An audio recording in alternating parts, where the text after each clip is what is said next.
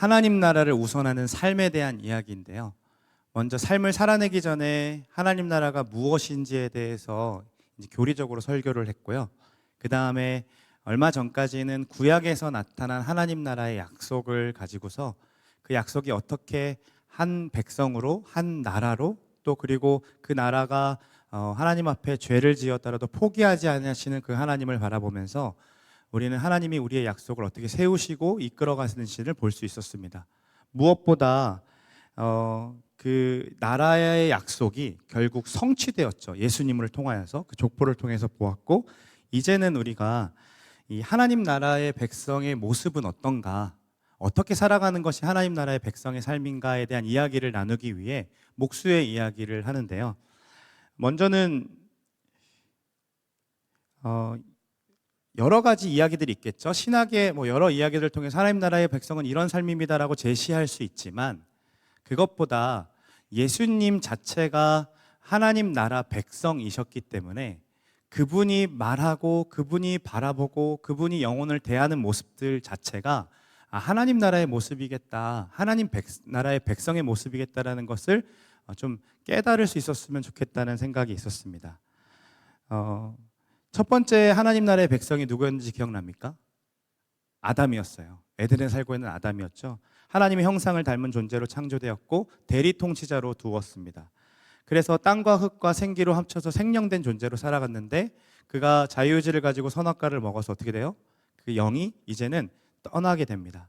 그 영이 떠나게 되면서 결국에는 육신으로 사는 존재가 되었죠. 그래서 하나님의 영이 함께하는 자들은 그래도 하나님께서 함께하실 때에 하나님의 선을 이루며 살아가지만, 하나님이 함께하시지 않는 사람들에게 그의 삶은 늘 자신의 생각에 악한 것이 완전히 디폴트 값이었어요. 그래서 결국에는 모든 생각이 악하고 모든 행동들이 악하게 흘러갈 수밖에 없었죠.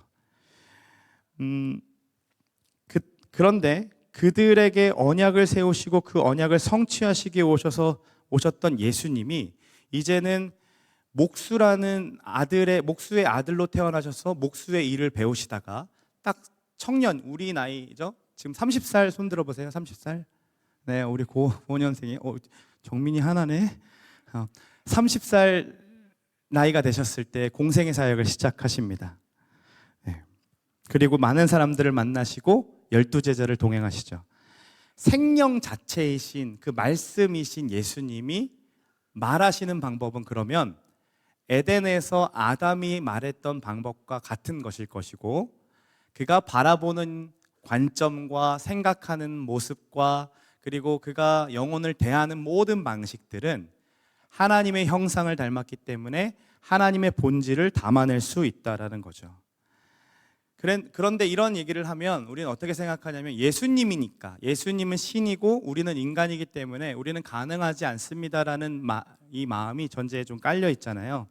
그래서 예수님 이렇게 사시니까 여러분들도 이렇게 사십시오라고 말하기보다는 오히려 목수라는 예수님 이야기가 아니라 목수의 이야기로 한다면서 우리와 함께 일을 하고 우리와 함께 씨름을 했던 인간 예수의 삶이 어떤지를 좀 친밀하게 다가가기를 원하는 마음으로 목수의 이야기라고 이름을 지었고, 무엇보다 이렇게 하십시오라고 제시하기보다 우리와 닮아 있는 영혼들을 예수님이 어떻게 대하시는지를 좀 보면서 우리도 이렇게 사랑하시고 이렇게 대하시는구나를 깨달았을 때 그 풍성한 사랑을 먼저 누려야 우리도 사실 그 사랑을 전할 수 있는 게 맞다고 생각했어요. 그래서 이 한 영혼 한 영혼을 만나는 이 시리즈 가운데 여러분들이 주목해서 볼 것은 두 가지입니다. 하나는 이 영혼과 내가 얼마나 닮아 있는지를 먼저 보시고, 그 영혼을 어떻게 예수님께서 대하시고 사랑하셨는지의 그 사랑을 여러분들이 마음껏 누리셨으면 좋겠고,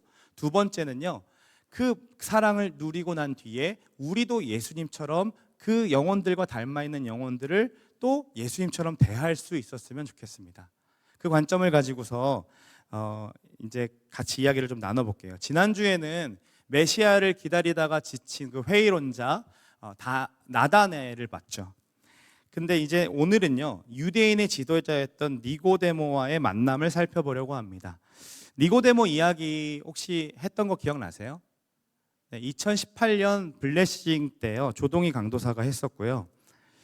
또 2022년 홀리 스피릿 시리즈 하면서 박진우 목사님께서 성령의 일에 대한 초점으로 이 본문을 설교하셨어요. 물론 저는 확신합니다. 여러분들은 기억을 못할 거예요. 그래서 오늘 2018년의 설교문을 가지고 올라와도 될까요? 안 될까요? 안 돼요? 기억을 못할 거기 때문에 가능하지만 사역자의 양심상 그건 용납이 안 되기 때문에 그때는 리본이라는 주제로 우리가 같이 나누었다면 오늘은 예수님이 영혼을 대하시는 방법에 대한 이야기하는 것이기 때문에 조금 다른 관점에서 본문을 대할 겁니다. 그래서 성령으로 거듭난 게 뭔지 그 뒤에 이야기가 궁금하신 분들은 여기 왼쪽에 영상 더보기란에 이렇게 클릭하시면 볼 수 있고요. 박진우 목사님 설교를 통해서 더 자세한 이야기들을 볼 수 있고 오늘은 그 관점이 아니라 성령이 일하시는 그 초점이 아니라 예수님이 사람을 대하시는 초점으로 본문을 같이 보도록 하겠습니다. 먼저 예수님이 어떻게 사람을 대하시는지를 알려면 지금 대하고 계시는 사람이 누구인지를 알 필요가 있겠죠. 여러분 니고데모는 어떤 사람입니까? 니고데모를 통해 알 수 있는 건 성경을 통해서 알 수 있는 것은 산헤드린 공회원 중에 한 명이었습니다. 이 산헤드린 공회는요 이스라엘 최고 의결기관이에요. 그러니까 법관들이 모여 있는 것이고 심지어 랍비였으니까 교수였고요. 그리고 정치인이었습니다. 산헤드린 공회의원은 굉장히 많은 인원이 있지 않고요. 71명으로 되어 있습니다. 의장 1명, 70명이 나머지 사람들인 거죠. 그리고 또 다른 문서에 의하면 이 니고데모의 가문 자체가 엄청난 부자 가문이었다라고 해요. 랍비고 선생이었기 때문에 아마도 나이가 지극히 먹은 노인이었을 것이고요. 많은 제자들을 거느리고 있는 선생이었다라는 거죠. 그의 성품은 어떻게 보입니까? 그의 성품? 나사렛에서 무슨 선한 것이 나느냐 했던 나다네엘과 달리 니고데모는 이제 막 사역을 시작하는 청년, 30세 청년에게 심지어 정규교육도 받지 못한 예수라는 청년에게 나아가서 존중할 줄도 알고요. 호감을 보이고 있습니다. 2절을 보시면 그가 예수님을 어떤 존재로 대하시는지 알 수 있어요. 같이 2절 말씀을 읽어보겠습니다. 함께 있습니다. 그가 밤에 예수께 와서 이르되 랍비여 우리가 당신은 하나님께로부터 오신 선생인 줄 아나이다. 하나님이 함께 하시지 아니하시면 당신이 행하시는 이 표적을 아무도 할 수 없음이니이다. 니고데모가 지금 뭐라고 얘기하고 있습니까? 한 구절, 이 2절 한 구절에 굉장히 많은 정보를 우리에게 얘기해주고 있는데요. 먼저 니고데모가 예수님을 인정할 때 두 가지로 인정하고 있어요. 당신은 하나님이 보내셨습니다. 그리고 또 하나, 당신은 하나님과 함께 하십니다. 임마누엘이라는 것을 얘기하고 있죠. 대부분의 꼰대들은요, 아무리 밑에 사람이 능력이 있다 하더라도 자신이 드러나기를 원하기 때문에 그를 견제하거나 나도 네 나이 땐 다 열심히 했어 막 이러면서 얘기할 수 있습니다. 그런데 니고데모는 그렇게 말하지 않는다라는 거예요. 그는 예수님이 그동안 행해하셨던 표적들을 들어왔고 이것이 하나님으로부터 왔다라는 것을 스스로 인정합니다. 인정하는 거 굉장히 어렵거든요. 근데 인정해 주죠. 그래서 궁금해서 찾아간 것이었어요. 그런데 언제 찾아갔다라고 아까 얘기합니까? 밤에 찾아갔다라고 얘기합니다. 여러분 왜 밤에 찾아갔을까요? 왜 밤이었을까요?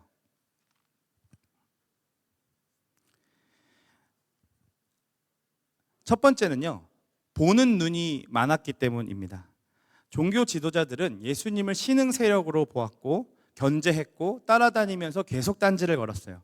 그런 분위기 속에 니고데모가 낮에 찾아갔다면 산헤드린 공회라는 이름에 먹칠을 하는 것이 되겠다는 거죠. 또 밤, 이 어둠이라는 단어, 요한이 특히나 복음서 안에서 굉장히 많이 함의하는 말로 자주 사용하는데요. 이 밤이라고 어둠이란 말은 이런 식으로 사용됩니다. 어떻게 사용됩니까? 어둠, 깨닫지 못하는 것. 그러니까 예수님이 빛으로 오셨는데 깨닫지 못하고 무지한 상태를 어둠이라고 얘기한다는 거죠.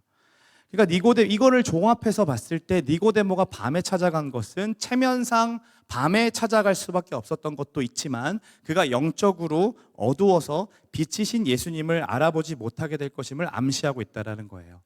이 밤이라는 얘기를 왜 이렇게 하냐면 바로 4장에 나오는 얘기 다음 주에 우리가 나누게 될 텐데 사마리아 여인은 밤이 아니라 낮에 만납니다.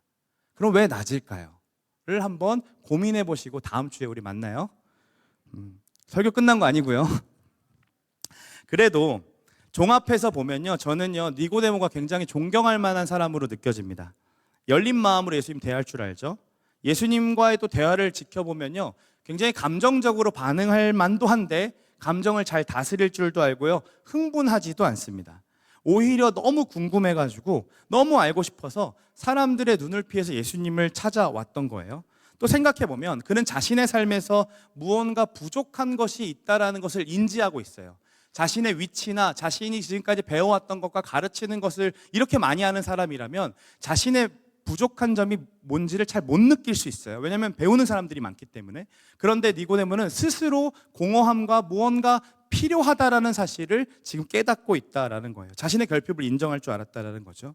그리고 밤에 사람을 만난다라는 건 굉장히 좀 귀찮은 일 아닙니까? 여러분, 목사님들이 여러분들에게 신방을 하자고 얘기하면 여러분 발걸음이 가벼운가요? 아, 왜 불러? 아, 귀찮아라는 마음이 들지 않습니까? 미안해요, 내가 그랬어요. 그리고 다시 2절을 보시면요, 니고데모는요 우리가 압니다라는 말을 하고 있죠. 그러니까 이것은 단순히 니고데모만 예수님을 궁금했던 것이 아니라 사내들인 공회원 중에 몇 명이든 혹은 니고데모를 랍비로 모시고 있는 제자들의 몇 명들, 특히 율법을 철저하게 지키고 싶어하고 배우며 살아갔던 자들 중에 예수님에 대해 궁금한 사람들이 있었다라는 것이고, 그들을 대표해서 지금 니고데모가 찾아왔다라는 거예요. 이렇게 당신을 궁금해하고 칭찬하고 호감을 보이는 이 니고데모를 예수님이 어떻게 대하실까요? 같이 3절 말씀을 읽어보겠습니다. 함께 있습니다. 예수께서 대답하여 이르시되 진실로 진실로 내게 이르노니 사람이 거듭나지 아니하면 하나님 나라를 볼 수 없느니라. 이 얘기를 한 친구한테 했더니 어제 신방하는데 이렇게 얘기하더라고요. 예수님 저랑 안 맞아요. 말하는 게 좀 그렇잖아요, 그렇죠? 여러분이 니고데모라면 이렇게 얘기할게요. 여러분이 예수님이라면 니고데모와 같은 사람 어떻게 대할 것 같아요? 지금 이러한 노인 그리고 권력자, 정치인이 여러분들을 찾아와서 여러분들의 삶을 인정해주고 여러분들을 칭찬하고 있는 사람 앞에서 여러분들은 어떻게 대할 것 같습니까? 저라면 잘 대우해주고 제가 꿈꾸고 있는 계획도 좀 얘기해주면서 뭔가 좀 후원해 줄 수 있지 않을까 이 노인이?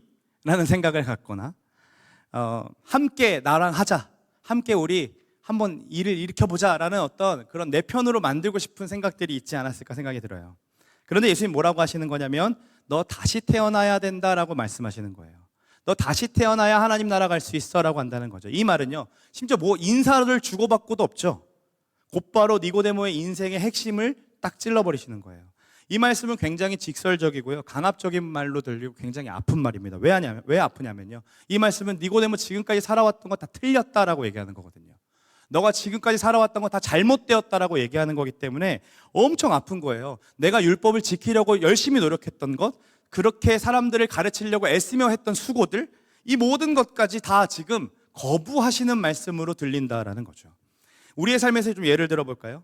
예수님을 만나서 너무 기쁜 마음이 있었다고 생각해보세요. 예수님 이제 만나러 가는 중이에요.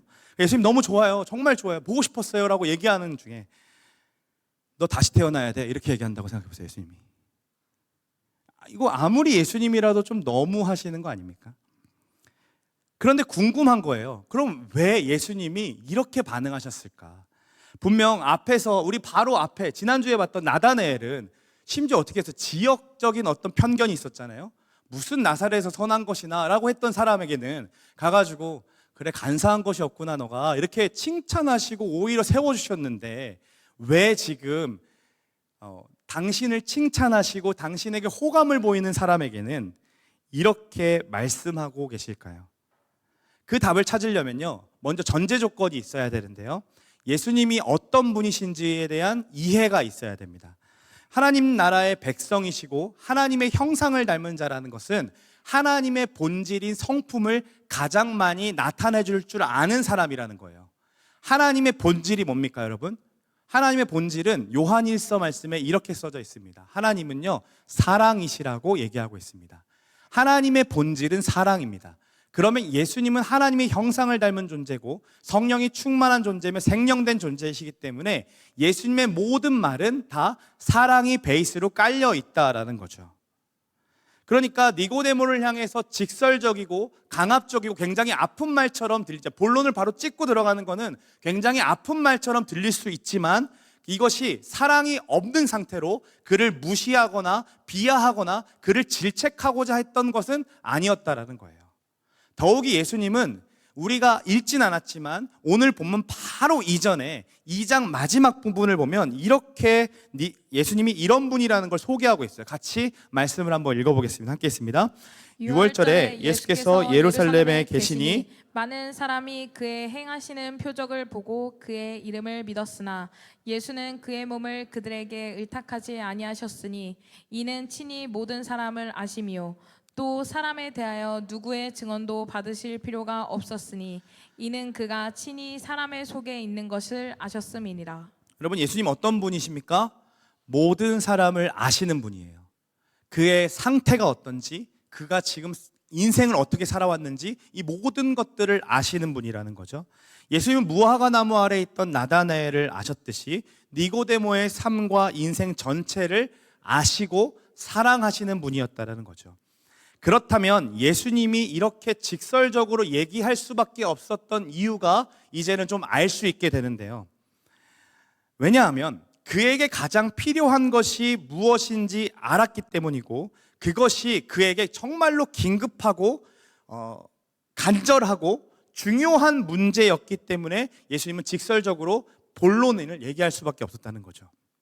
그에게 여러 가지 문제와 이슈들이 있었겠지만 그 많은 문제와 이슈보다 먼저 해결해야 되는 것이 다시 태어나야 하는 이 거듭남의 문제가 시급하다라는 것을 말씀하고 계시는 거예요. 예수님은 니고데모를 아셨고요. 그를 사랑했지만요. 이거 가지고서 빙빙 돌려가지고 그 사람의 감정을 바라보면서 그 공감하기고자 해가지고 빙빙 돌려서 말씀하시지 않습니다. 왜냐하면 이 문제 자체가 죽고 사는 문제이기 때문에 영원히 오랫동안 숨을 쉬어본 적이 없는 상태로 지금 살아가고 있는 것이기 때문에 간절하고 긴급하고 직설적으로 그 문제에 대해서 이야기할 수밖에 없었다는 거죠. 포스트 모더니즘 시대를 살아가고 있는 우리 시대 속에서는요, 너는 너고 나는 나야 라는 것이 이게 전제로 깔려 있습니다. 명제가 깔려 있고요. 그리고 서로 피해만 주지 않으면 괜찮다라고 생각하면서 좋은 게 좋은 거지라는 생각을 갖고 있습니다. 그러다 보니까 사람들과 교제하면서 분명 내가 봤을 때 그 사람의 잘못된 부분인과 아닌 것에 대한 이야기들이 있음에도 불구하고 그거를 말할 수가 없다라는 거예요. 왜냐하면 혹여나 내가 말을 했을 때 그 사람이 상처받을지도 모르고 이해조차 못할 거라고 생각했기 때문인 거죠. 그런데 여러분들이 암이 있어서 암 검사를 하러 병원에 갔는데 분명히 MRI 상으로 암이 있는 걸 확신했고 맞아 떨어졌는데 의사가 이걸 확인하고서도 여러분의 기분과 감정을 살피고자 암 아닙니다라고 얘기하거나 혹은 그냥 건강하게 사십시오라고 얘기한다면 그걸 의사라고 말할 수 있습니까? 절대로 못해요. 그건 직무유기죠. 여러분, 예수님은요 영혼의 의사로 오신 분입니다. 그리고 니고데모를 너무나도 사랑하시고 그의 인생을 아시는 분입니다. 지금 그 안에, 영혼 안에 자리 잡고 있는 그 암세포가 계속해서 퍼져나가고 있음에도 불구하고 자신의 상태를 직시하지 못하고 그저 살아있는 것이라고 생각하며 살아가기에 그 문제가 아님을, 그 삶이 아님을 분명하게 얘기할 수밖에 없었다는 거예요. 그래서 직설로 얘기할 수밖에 없었다는 거죠. 이 이야기는요, 니고데모에게 어쩌면 폭력처럼 들렸을 수 있을 거예요. 왜냐하면 율법학자와 같은 이 유대인들에게 하나님 나라에 가는 사람들은 율법을 보수적으로 지키는 사람들이고 그리고 한 번도 죄를 짓지 않을 정도로 철저하게 하나님을 사랑했던 사람들입니다. 메시아를 기다리는 사람들인 거예요.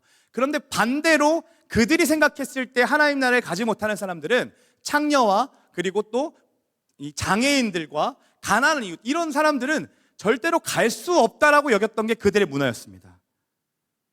그런데 지금 예수님 뭐라고 하시는 거예요? 너희들이 무시했던 그 창녀와 노예와 장애인과 너희 상태가 지금 똑같다라고 얘기하는 거예요. 우리는 조금이나마 나에게 누군가가 지적하면요, 여러분 상처받습니까? 안 받습니까? 상처받아요. 어떤 말이 딱 나를 지적하는 말을 들려요. 조대희 목사님 너무 못생긴 것 같아. 상처 받아요 라고 생각하면서 우리는 조금이나마 그런 것들을 내 안에 좀 방어 기제로 객관적으로 생각하면 못생기고 맞는데 나에게도 잘생긴 구석이 있고 또 그럴 만한 사정이 있었을 거 아니에요, 그렇죠? 그 사정과 이유를 이해해주지 않으면서 나를 어떻게 내 얼굴을 보면서 너는 못생겼어요 라고 얘기하는 건 그건 잘못한 거잖아요. 그러면 상처 준 사람을 비난할 수 있어요. 물론 그렇게 말하는 건 어쩌면 얼굴로 말하는 거기 때문에 비난받을 만하지만 진짜 죽어가는 문제면 우리 아파도 들어야 하는 거잖아요. 죽을 것 같이 아파도 건드려야 하잖아요. 제가 요즘 도수 치료를 받고 있어요. 제 목이요 일자목이래요. 이게 안 된대요, 이게. 그래서 목이 그런데요. 전체를 다 누르면서 교정을 하는데요. 아파 죽겠어요. 1시간 동안. 이게 막 계속 이래요, 막. 근데 그거 아프다고 해가지고 그분이 안 누르면 되겠어요, 안 되겠어요? 바꿔내려고 하는 거잖아요. 근데 그거를 내가 아프다고, 여기 도수치료 너무 못하네. 그러고서 막 시원한 구석만 눌러주는 건 그건 마사지인 거죠. 도수치료가 아닌 거잖아요. 여러분, 우리는요, 그런데 죽을 것 같이 아파도 파내는 게 상처를 파내야 되는 거고 문제를 직시해야 되는데요. 그러한 이야기를 듣고 싶어 하지 않습니다. 아무리 예수님 말씀이어도요,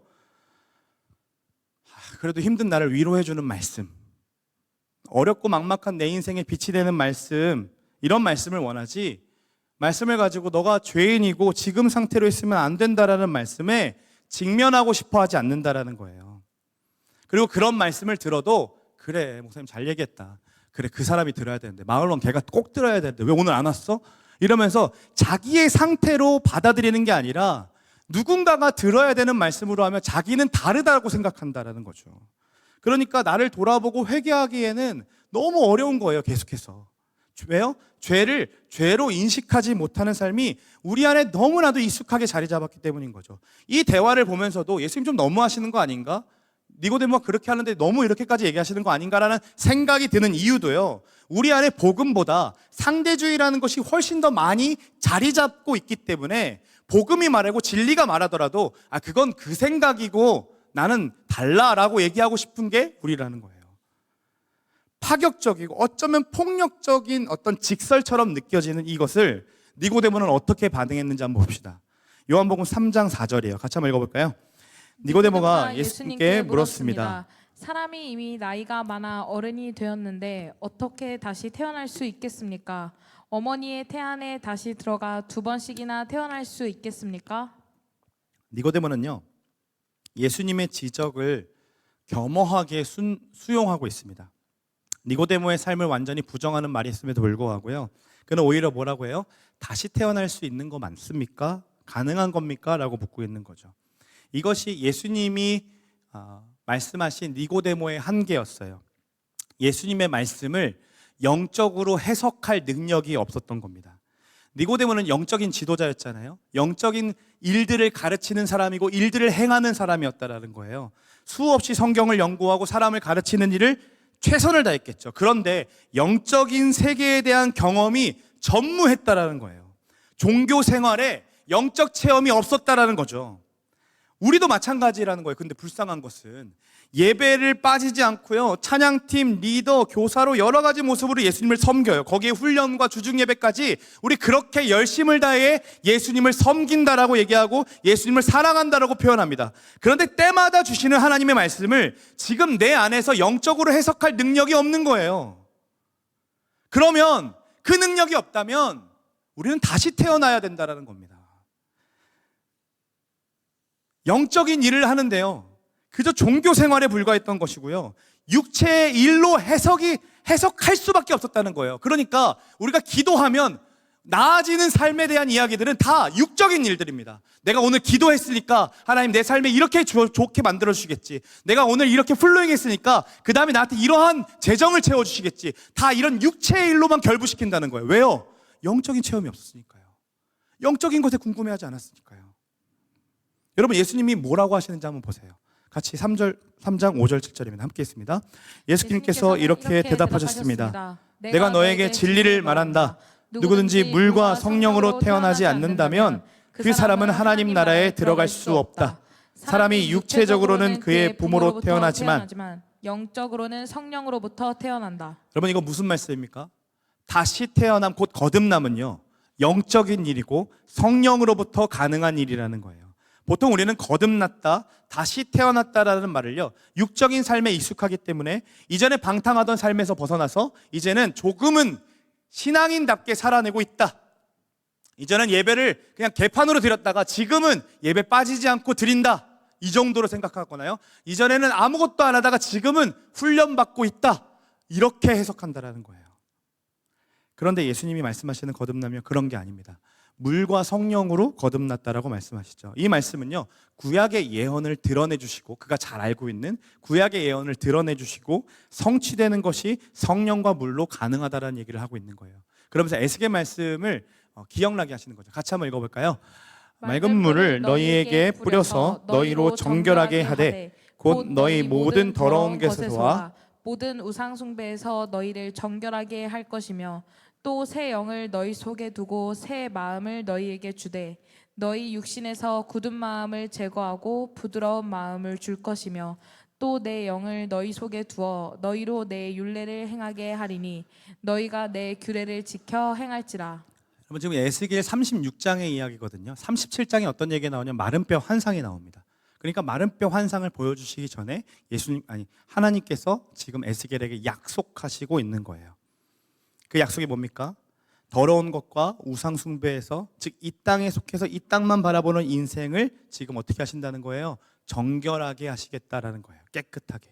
그리고 그 안에 깨끗하게 하신 뒤에 무엇을 둔다고 합니까? 새 영을 두시겠다라고 약속하시죠. 그 새 영이 뭡니까? 성령입니다. 이전의 삶, 육신의 삶은 땅에 흙만 남은 삶이었는데 이제 새 영을 그 안에 두어서 성령과 함께 동행하는 삶으로 만들겠다라고 약속하세요. 이 놀라운 역사가 바로 거듭남의 일이고, 그럼 이제 우리는 궁금해요. 이게 어떻게 일어날 수 있을까? 니고데모도 이게 궁금해서 물은 거예요. 이렇게 묻습니다. 이런 일이 어떻게 가능할 수 있습니까? 처음 이 본문을 읽었을 때는요, 니고데모가 좀 답답하게 느껴졌거든요. 야, 진짜 멍청한 거 아닌가라는 생각이 들었어요. 그런데요, 니고데모의 마음에 이입을 하면서 예수님이 요구하시는 말씀이 무엇인지 이해할 수 있게 되니까, 조금은 알게 되니까요, 니고데의 마음도 이해가 되는 거예요. 이 말은요, 아직도 못 알아먹고 답답하는 소리가 아닌 거예요. 진짜 알고 싶은데요, 한 번도 생각해 본 적이 없는 개념이기 때문에 이런 일이 정말로 가능해요? 라고 얘기하는 거랑 같다는 거죠. 여러분, 어르신들 전도해 본 적 있어요? 어르신들 전도하면요, 늘 하시는 말씀이 있어요. 내가 지금까지 이렇게 살아왔는데 무슨 염치로 내가 교회를 가겠습니까? 라는 얘기 많이 하세요. 자신의 인생을 뒤바꾸기에는 이제 너무 늦었다라고 생각하는 거죠. 혹시 여러분들 중에서도 이런 생각하는 분 있나요? 나는 회복되기 글렀다. 이대로 그냥 예배만 드리고 살다가 그냥 천국 가면 되겠지. 나는 훈련을 받아도 내 인생 달라지는 게 하나도 없었다. 그냥 적당히 믿고 적당히 신앙생활하면 유지하면 되겠지. 또 어떤 친구들을 보면서 이런 생각하는 분들이 있습니까? 저 사람은 진짜 가망이 없어 보인다. 예수님 절대로 이렇게 잘 믿을 것 같지 않다. 이렇게 그러면서 이런 생각으로 포기해버린 친구들이 있습니까? 네, 맞아요. 우리 눈에 보기에요, 내 인생이, 그리고 저 사람들의 인생이 가능성이 없어 보일 수 있습니다. 여태껏 유지해왔던 것들 포기하고 싶을 때 있어요.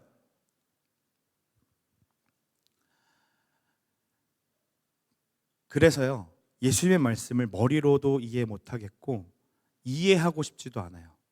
괜히 이해했다가는 내가 지금 붙잡고 있는 거 포기해야 될 것 같고, 그리고 이 포기한 삶은 나한테 너무 고난이고 힘들 것 같은 거죠. 그저 이렇게 마른 뼈처럼 널브러져서 신앙생활하면 좀 안 됩니까? 예수님 사랑이시라면요, 나 그렇게 그냥 사랑해 주시면 안 되겠습니까? 더 이상 내가 무언가를 해봐도 전혀 나한테는 변화가 없으니 그냥 나 이대로 살면 안 되겠습니까? 라는 것이 우리의 속마음일 수 있다는 거예요. 여러분, 그런 마음이 있다면 그래도 됩니다. 괜찮습니다. 여러분들 그렇게 생각해도 돼요. 왜냐하면 여러분들의 생각이 바뀐다고 해서 여러분들 자체가 바뀌는 게 아니기 때문입니다.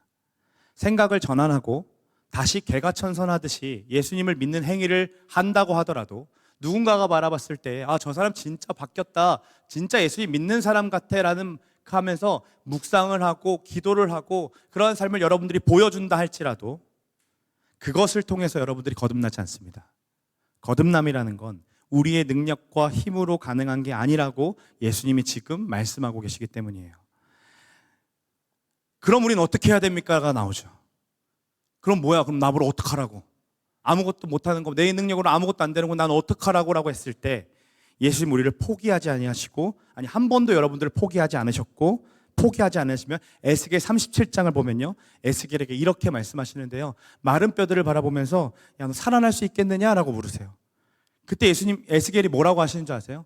우리가 봤을 때는 이렇게 얘기했어요. 가망 없어요. 무슨 마른 뼈가 살아날 수 있겠어요. 말도 안 되는 일이죠. 쫙 말라가지고 비틀어져 버렸는데, 구멍이 송송 나가지고 이제 완전히 녹고 있는데 그런 뼈가 어떻게 살 수 있겠습니까? 말도 안 됩니다라고 얘기할 것 같아요. 그런데 에스겔이 이렇게 얘기한다는 거예요. 내가 대답하되 주 여호와여 주께서 하십니다. 이 말 속에는요, 내 생각으로는 가능하지 않지만 주님은 하실 수 있다라고 말하는 거예요. 내 개념으로는 이해할 수 없지만 주님이면 가능하다라고 고백하는 거죠. 하나님이 마른 뼈들에게 그럼 대언하라라고 말씀하셨을 때 에스겔이 말씀을 대언합니다. 미친 짓이잖아요. 마른 뼈들에게 말씀을 대언한다고 해서 살겠어요? 마른 뼈들을 좀 조각을 맞추고 뭔가를 입혀보고 무언가를 하는 게 우리의 삶인 거잖아요. 그래, 마른 뼈가 됐으니까 우리 그러니까 이제 마른 뼈도 한번 맞춰보자. 저기 해골 나오고 여기 뭐 왔고 여기 갈비뼈 오고 이런 걸 좀 해야 될 것 같은데 말씀을 대언하라고 말씀하시는 거예요. 근데 그 말씀을 대언하니까 어떻게 됐다라고 얘기해요?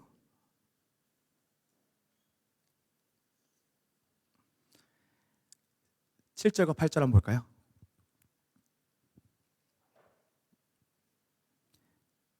소리가 나고요, 움직이며 이 뼈와 저 뼈가 들어맞아 뼈들이 서로 연결됩니다. 또 뼈에 힘줄이 생기고 살이 오르고 그 위에 가죽이 덮이고 그 속에 생기가 없었는데 다시 말씀을 또 대언하니까 생기가 불어와서 지극히 큰 군대가 되었다라고 해요. 여러분, 다시 회복하게 하고 다시 살리는 일 누가 하십니까? 하나님이 하십니다. 하나님이 하시는 거예요. 우리 눈에 보일 때요, 마른 뼈와 같은 인생 같고요, 마른 뼈와 같은 내 인생 같아서 나는 회복될 것 같지 않아, 내가 아무리 내가 훈련을 받아봤는데 나는 전혀 가망이 없어 라고 생각할지라도요, 누가 포기하지 않으세요? 하나님이 포기하지 않으시기 때문에요, 여러분들을 분명히 회복하게 하시고 거듭나게 하시고 그 거듭남을 통하여서 성령의 충만함을 이루도록 하십니다.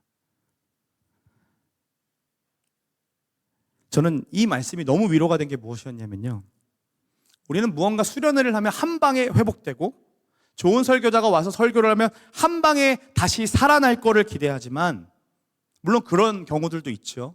그러나 이 뼈와 저 뼈가 들어맞고 연결되고 힘줄이 생기고 살이 오르고 가죽이 덮이는 이 조금씩의 변화가 우리 안에 일어날 수도 있다는 거예요. 예수님이 말씀하시는 거듭남은 바로 이런 겁니다. 니고데모는요, 정말로 이 거듭남을 원했어요. 예수님 말씀이 진리임을 이제 깨닫기 시작했어요. 그래서 그는 이야기하는 거예요. 이거 어떻게 가능한 겁니까? 라고 얘기하는 거죠. 이것은요, 이 얘기예요. 저도 바뀔 수 있습니까? 저 다시 태어나고 싶습니다. 제 모든 것이 엉망이라고요? 맞아요. 제가 엉망인 것 같아요. 제가 아무리 해봤는데 자꾸 공허함과 이 텅 빈 마음을 채울 수가 없었어요. 저 괜찮을까요? 지금 이 노인인데 내가 이렇게까지 쌓아 올렸던 것들이 있는데 이거 다 무너져도 저 살 수 있는 겁니까? 저 가능한 겁니까? 라고 물어본다는 거죠. 여러분, 이해돼서 믿는 게 아닙니다. 믿음은요, 믿음의 대상을 아는 것에서부터 시작됩니다. 내 머리로 이해되진 않지만 예수님이 누구신지를 알기 때문에 그냥 따라가 보는 거예요. 성경의 이야기들 한번 보세요. 누가 다 이해가 돼서 나타나서 그렇게 해서 걸어간 사람 아무도 없어요.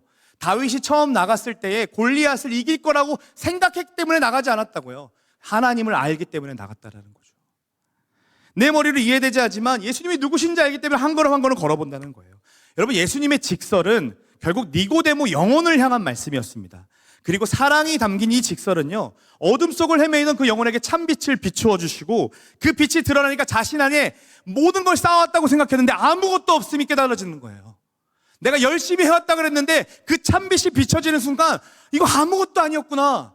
내가 랍비로, 정치인으로 이스라엘을 좀 바꿔보려고 사내들이 공회원으로 살아봤는데 빛이 비춰 주시니까 내가 아무것도 아니었다는 걸 깨달은 거예요. 이게 놀래보는 거죠. 그러니까 얘기하는 거예요. 나 바뀔 수 있습니까?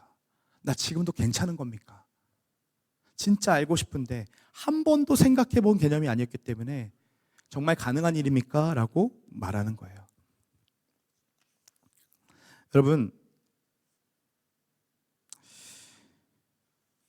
여러분들과 함께 신앙생활을 하면서 제가 때때로 각 사람에게 하나님이 어떻게 역사하시는지를 이제 보게 하실 때가 있어요. 그래서 얘기를 해주고 싶을 때가 있거든요. 그런데 그 말들이요, 지금 하고 있는 것들을 내려놔야 하는 것들도 있고, 얘가 소중하게 생각하는 것들을 분명하게 아니라고 얘기해줘야 되는 것들이 있기 때문에 그 말들이 조금 아프게도 들릴 수 있다는 생각 때문에, 또 진심으로 얘기를 해봤는데 상처받고 교회를 떠나는 이들이 있어서 제 마음이요 계속 주저주저 하는 거예요. 그래서 언제부터인가 이 하고 싶은 말을 못 하고요, 그냥 막연하게 여러분들을 대하면서 그래요, 하나님 언젠가는 바꿔가시겠죠, 제가 아니어도 괜찮습니다, 자라가게 하시겠죠라고 생각하면서 자꾸 해야 할 말, 정말 진리로 살아내고 있지 않는 그 행동에 대해 직설적으로 말을 할 수가 없는 거예요. 그래서 한 주간 너무 고민이 좀 많았어요. 어떻게 말해줘야 될까? 또 상처받지는 않을까? 그런데 마침 니고데모에게 직설로 말씀하시는 이 예수님을 보면서 제 마음이 너무 시원한 거예요. 대리만족 알죠? 그리고 이 본문을 설교하기로 했기 때문에 됐다, 이참에 내가 이 얘기하면서 그동안 품어왔던 하나님이 내게 주셨던 마음들을 다 얘기해야겠다 마음 먹고 성경을 보기 시작했고, 니고데모처럼 위선적이고 자신의 행위에 갇혀가지고 막 자기가 잘 믿다고 생각하는 사람들에게 예수님처럼 너희들 다시 태어나야 된다고 내가 얘기해야겠다. 그래서 그런 식으로 예배드려, 자꾸 영화관은 안 늦으면서 예배는 자꾸 늦어 막 이러면서 이렇게 막 얘기해야겠다. 정신 차려라 이 청년들아, 너희들 그렇게 핸드폰 보면서 예배드리면 안 돼, 얘기해야겠다 라고 말하고 싶었어요. 말했어요? 그런데 말씀을 보면 볼수록요, 니고데모 모습에 제 모습이 막 보이는 거예요. 아니, 니고데모를 따라갈 수도 없어요. 그냥 제 자신의 무지를 인정할 수밖에 없었어요. 근데 제가 인정하고 있지 않더라고요. 하나님, 저 거듭남 알아요. 너무 소중하기 때문에 오자마자 가르쳤던 개념이에요. 거듭남 너무 잘 알고 있고요. 요한복음 이거 설교 너무 많이 했고요. 니고데모 이야기 내가 너무 좋아하는 얘기예요. 나 다 알아요, 하나님 이라고 생각하면서 여러분들의 거듭나지 못함에 대해서 지적할 생각만 하고 있지, 내 스스로 하나님 앞에서 진짜 거듭남답게 말하고 행동하고 있는지에 대해서 살펴보고 있지 않았던 거예요.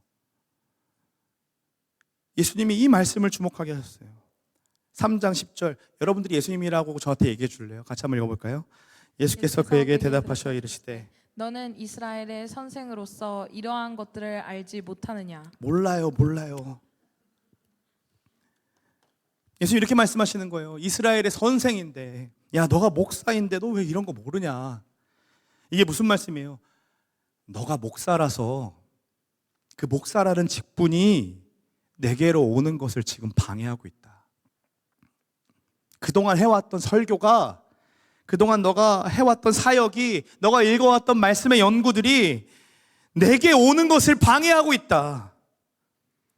그런 마음을 주시면서요, 무엇이 예수님께 나아가는 걸 내가 방해하고 있을까? 내 삶에서 내가 예수님께 지금 나아가지 못하도록 방해하는 건 뭘까? 말씀대로 반응하고 싶어 하지 않았던 위선이었어요. 그냥 여러분들에게 좋은 사역자이고 싶은 정도만 남고, 그래서 싫은 소리 하고 싶지 않은, 여러분들 사랑한다라고 얘기하지만, 내가 사랑해서라고 생각했지만 사실은 나를 사랑했고 내가 좋은 사람이고 싶어서 말하고 싶지 않은 거죠. 그러니까 자꾸 얘기하게 되는 거예요. 주님 어떻게 해야 돼요? 그러면 어떻게 해야 됩니까? 나도 살아날 수 있습니까? 라고 묻는 저와 니고데모와 같은 인생들에게 예수님은 복음 중에 복음을 들려주십니다. 요한복음 3장 16절이에요. 같이 한번 읽어볼까요? 하나님이 세상을 이처럼 사랑하사 독생자를 주셨으니 이는 그를 믿는 자마다 멸망하지 않고 영생을 얻게 하려 하심이라. 여러분, 이 말씀을 한번 잠잠하게 한번 이렇게 묵상을 좀 해보세요. 우리는요, 영생을 얻는 방법을요, 저 말씀을 가지고 믿음이구나라고 생각해요.